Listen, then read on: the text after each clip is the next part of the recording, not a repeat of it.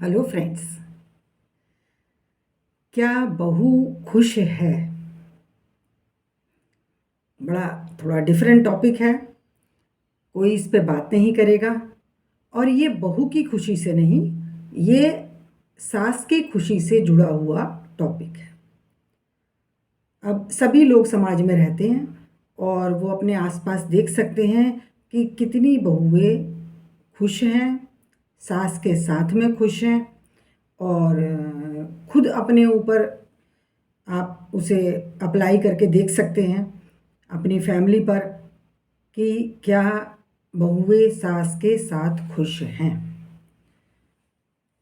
अब अगर बहुएं सास के साथ खुश नहीं हैं तो क्या किया जाए और क्यों किया जाए? सवाल तो ये आता है कि हम क्यों करें। हमें तो अपने घर में रहना है, अपने बेटे के साथ रहना है, तो हम क्यों सोचें इस विषय पर? तो ये हमारे ही फायदे की चीज़ है। अगर मैं सास हूँ तो मेरे ही फायदे की चीज़ है कि देखिए, अगर हम किसी भी ऐसे इंसान के साथ रहते हैं जो हमारे साथ खुश नहीं है, तो वो बहुत सहनशील भी हो सकता है, बहुत अच्छा इंसान भी हो सकता है, लेकिन उसे हमसे तकलीफ़ आ रही है। ज़रूरी नहीं है कि हम उसे तकलीफ़ दे रहे हैं। ये भी हो सकता है कि उसकी और हमारी एनर्जी अलग है, टेंडेंसी अलग है, एक्सपेक्टेशंस अलग हैं, बिहेवियर अलग है, बहुत सारी चीज़ें हो सकती हैं। तो अगर वो खुश नहीं है, वैसे बहू का मैंने लिया है क्योंकि बहू ही एक ऐसा रिश्ता है जिसे ज़बरदस्ती साथ में रखने की पूरा समाज कोशिश करता है, क्योंकि कुछ परंपराएं ऐसी चला दी गई हैं। तो अगर बहू खुश नहीं है तो फिर वो आपको खुशी नहीं दे सकती, चाहे वो कितनी भी अच्छी है। क्योंकि क्या होता है कि जो हमारे दिल की भावनाएं होती हैं, अगर मैं खुश हूँ तो मेरे से वातावरण में खुशी फैलती है। अगर मैं दुखी हूँ तो इस दुख की लहर ब्रह्मांड के अगले कोने तक जाती है। ये है विषय।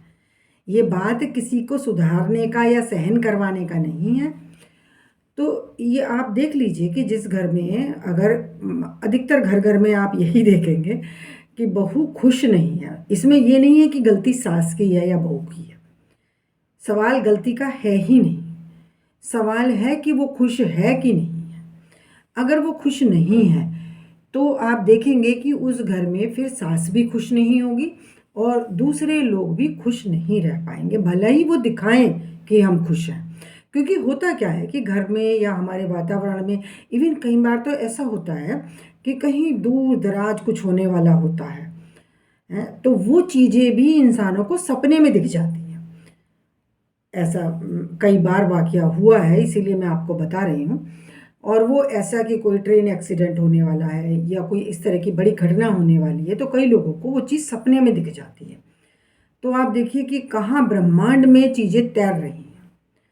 तो अगर कोई भी इंसान, हम बहू से शुरू किया, लेकिन कोई भी इंसान अगर जो आपके साथ रह रहा है और वो खुश नहीं है, तो वो फिर आप भी खुश नहीं रहने वाले हैं और ना ही घर का वातावरण अच्छा रहने वाला है।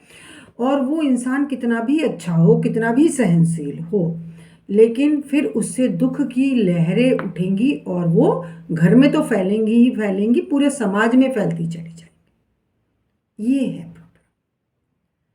अब दूसरा पॉइंट आता है कि भाई हम क्या करें। तो देखिए, कई लोग होते हैं जिन्होंने शादियां नहीं की, तो फिर वो कैसे रहते हैं? उनके घर में तो बहू नहीं आती है, फिर वो कैसे रहते हैं? कई बार होता है कि बेटा बहू विदेश चले गए तो माँ बाप यहाँ रहते हैं। तो माँ बाप, बहुत लोग तो बहुत मस्त रहते हैं, अपने जैसे लोगों के ग्रुप में उठते बैठते हैं और अपने जीवन को अच्छे से जीते हैं। ऐसे मैं कई लोगों को जानती हूँ।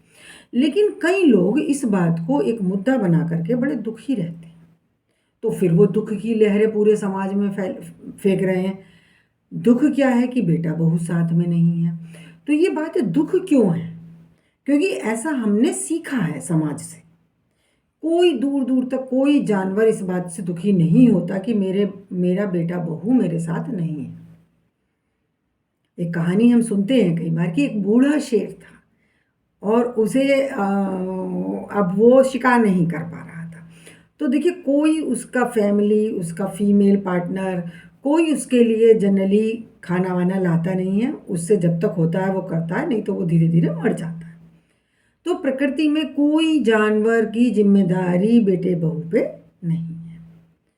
तो आप कह सकते हैं कि भाई हमने तो इतना किया, हम तो ठीक है आपने किया, लेकिन उसमें आप फिर तो आपने किया, और करने के बाद अब आप ज़बरदस्ती किसी को अपने साथ रखेंगे तो वो तो, और आप पूरे जीवन के लिए दुख मोल ले रहे हैं। क्योंकि ये बात तो पक्की है, आप नोट कर लें कि अगर सामने वाला खुश नहीं है, वो बहू हो सकती है, वो बेटा हो सकता है, वो माँ हो सकती है, ऐसा नहीं है। अगर कहीं माँ बेटी भी साथ में रहती हैं तो वहाँ भी झगड़े होते हैं, वहाँ भी दुख आता है, बहुत बहुत झगड़े होते हैं। ये बात सास और वो तो चूंकि लड़की आ जाती है इसलिए ऐसा मान लिया जाता है कि अपनी माँ को ज़्यादा प्यार करती है, लेकिन ऐसा है नहीं, हमारी प्रवृत्ति होती है। क्योंकि जब हम साथ में रहते हैं, एक्चुअली में हमारे यहाँ ना स्पेस की कमी है। जंगल में जानवर झुंड में रहते थे, मानो हुआ तो अलग भी रह लिए।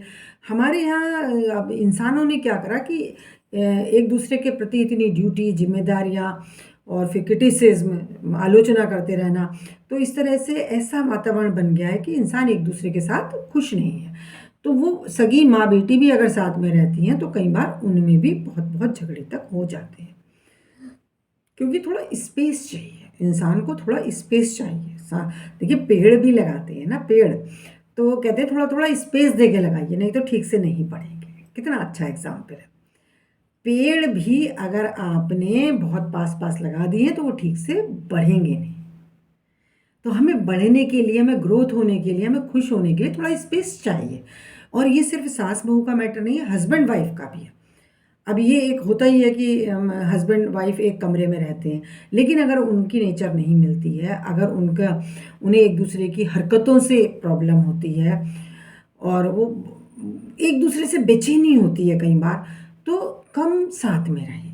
मतलब एक टाइम बना लें कि चाय साथ में पीनी है, ठीक है, खाना साथ में खा लिया, थोड़ी देर बैठ गए, बातें कर ली, और फिर अपने अपने अलग अलग थोड़ा रह सकते हैं अगर स्पेस है तो उससे क्या होगा, जो ज़बरदस्ती जो आपको दूसरे से इरिटेशन हो रही है उससे थोड़ा आप बच पाएंगे।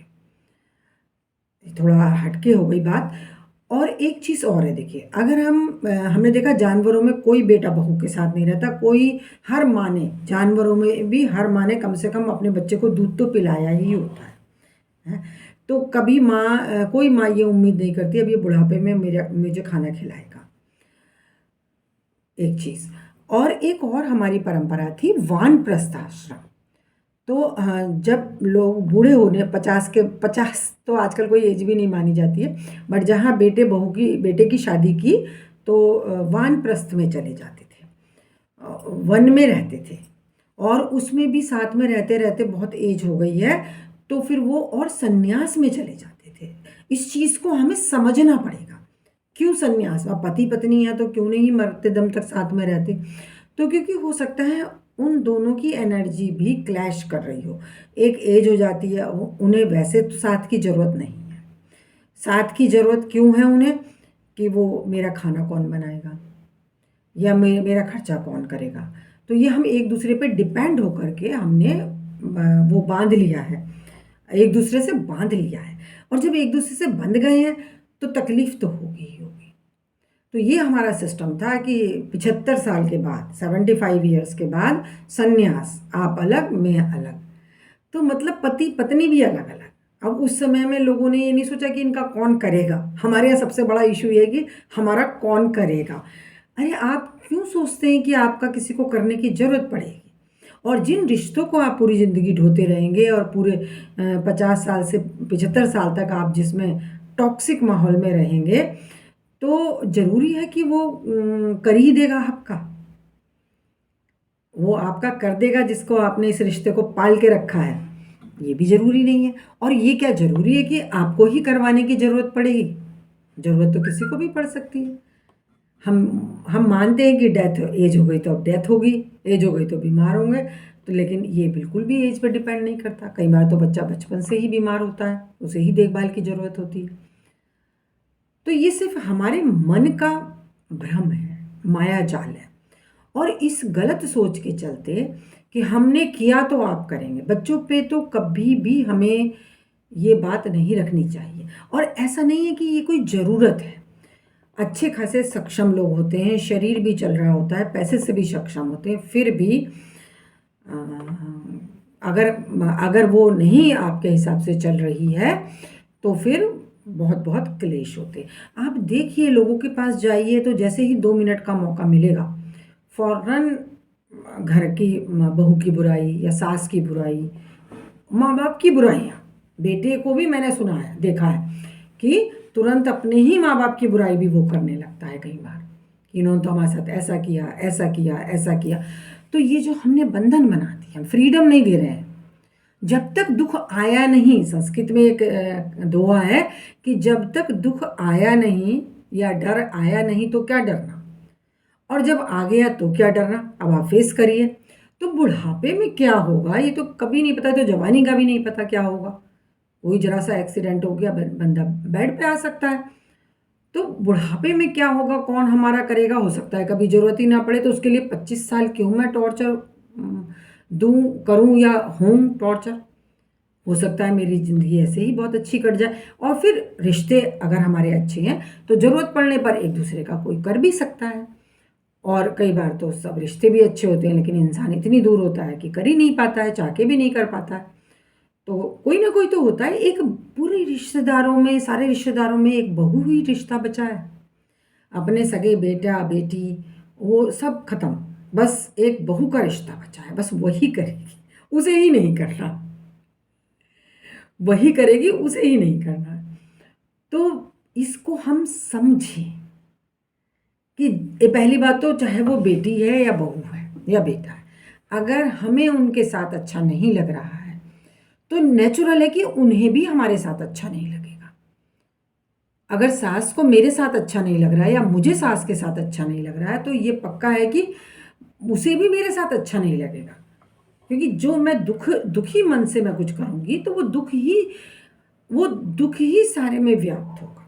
अगर मान लो सास इस बात से खुश भी होती है कि मेरी बहू तो मेरे साथ रहती है, मैं तो उससे गरम गरम खाना सिखवा के खाती हूँ, देखा है मैंने ऐसे, मैं तो उससे ऐसे काम करवाती हूँ, मैं तो उससे ऐसे काम करवाती हूँ, तो तुम ऊपर से खुश हो रहे हो। बट जो दुख तुम डाल रहे हो, बहू से अगर प्यार का रिश्ता नहीं है, अगर वो खुशी खुशी नहीं कर रही है, तो वो दुख जो तुम डाल रहे हो वो तुम्हें हो सकता है बहू से ना भी आए। वो बहुत सहन करने वाली है, उस केस को ले लेते हैं कि वो बहुत सहन करने वाली, बहुत अच्छी नेचर की है, लेकिन वो दुखी है मन से, उसे परेशानी है क्योंकि आप उसे हर समय अपने हिसाब से चला रहे हैं।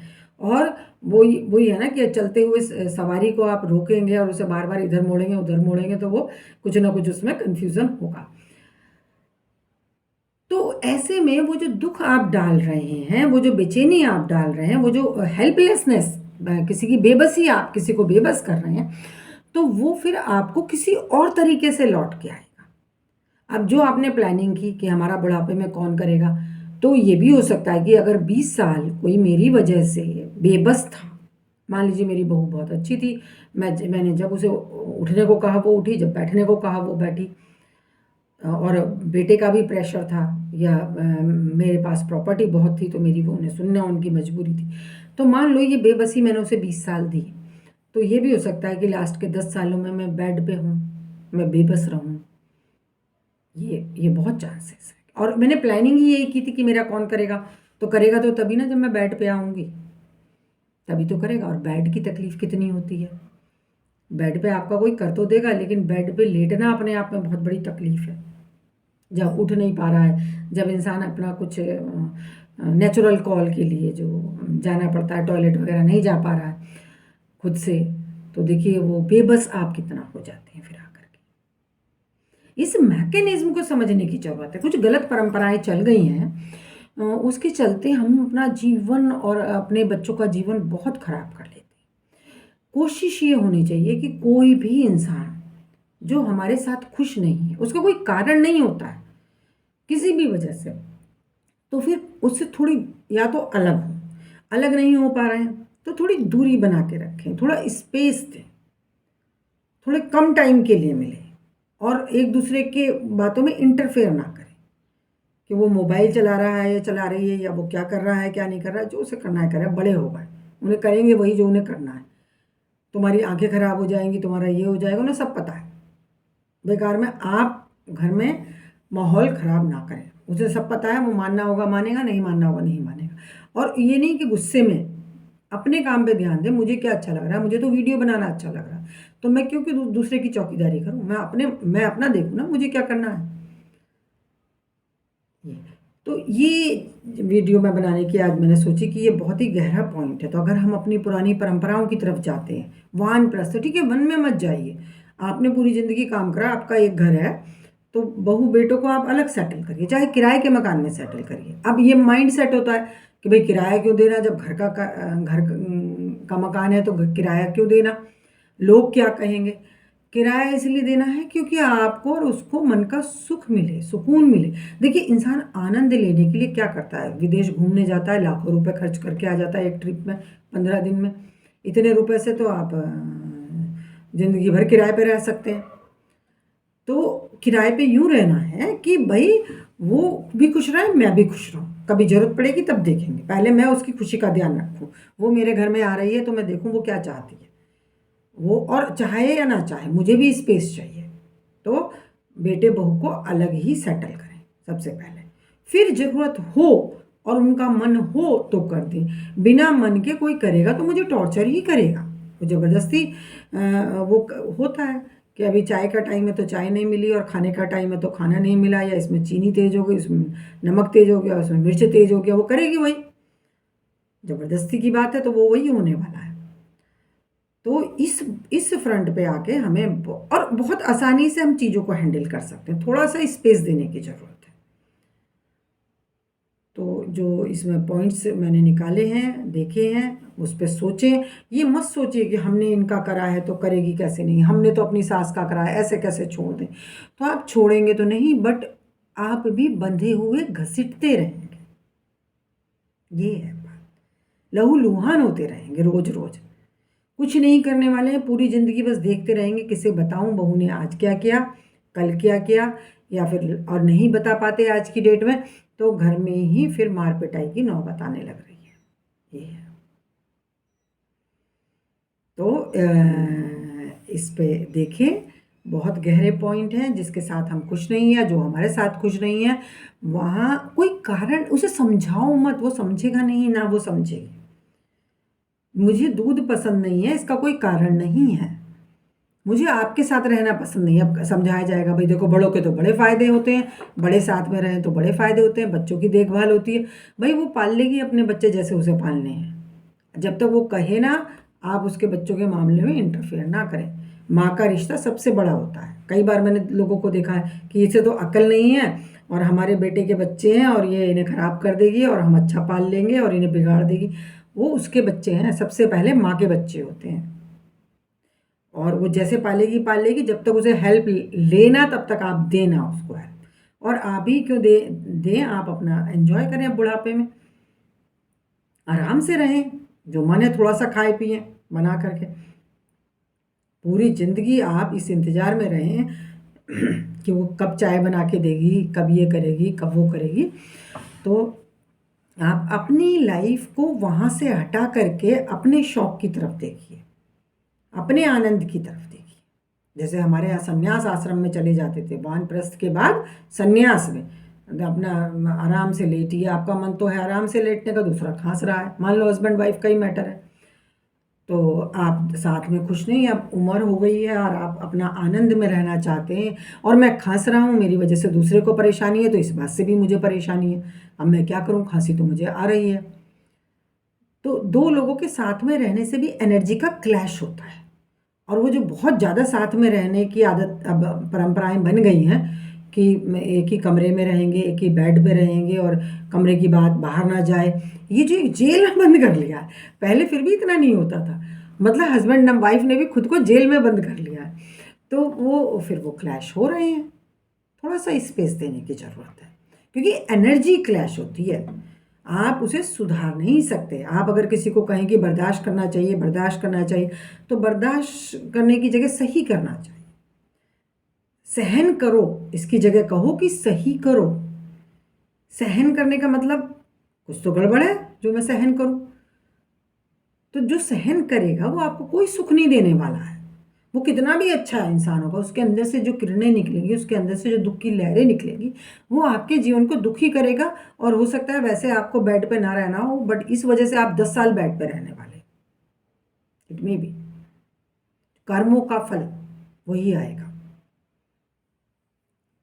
थैंक यू फ्रेंड्स, मिलती हूँ अगली वीडियो में। Like, subscribe, comment, share, bell icon भी दबा दें। Thank you friends.